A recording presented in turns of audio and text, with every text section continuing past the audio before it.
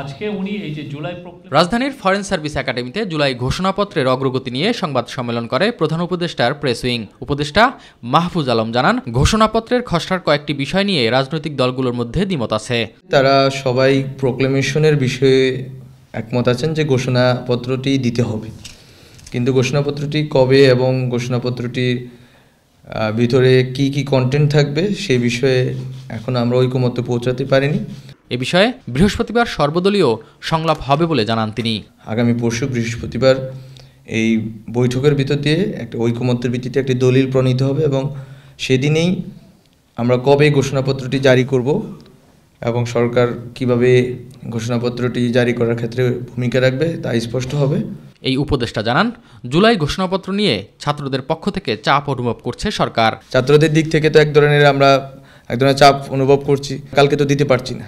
আবার বিএনপির জায়গা থেকে ওনাদের দাবিও যৌক্তিক যে ঠিক আছে সময় লাগবে, ওনাদের একটু বোঝাপড়া দরকার আছে, অন্যান্য স্টেক হোল্ডারদের সাথে কথা বলা দরকার আছে, কিন্তু সব মিলিয়ে আমরা চাচ্ছি যে সময়টা ওনারা সব পর্যালোচনা করেই বৃহস্পতিবার পরশু বসেন আমাদের সাথে, ডক্টর মোহাম্মদ ইউনূস স্যার উপস্থিত থাকবেন।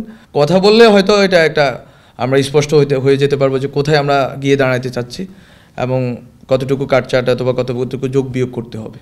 আমরা মনে করি যেটা হয়ে যাবে, এটা সম্ভব হবে। সবার মতামত ও ঐক্যমতের ভিত্তিতে ঘোষণাপত্র জারি করা হবে বলেও জানান মাহফুজ আলম। জাতীয় পার্টির ভূমিকা সম্বন্ধে অলরেডি আমরা স্পষ্ট, যেহেতু আমরা তাদেরকে কোনো মিটিংয়ে ইতিমধ্যে ডাকিনি, এই বিষয়ে তাদের পরামর্শ বা তাদের সাথে কথা বলা আমরা যৌক্তিক মনে করছি না।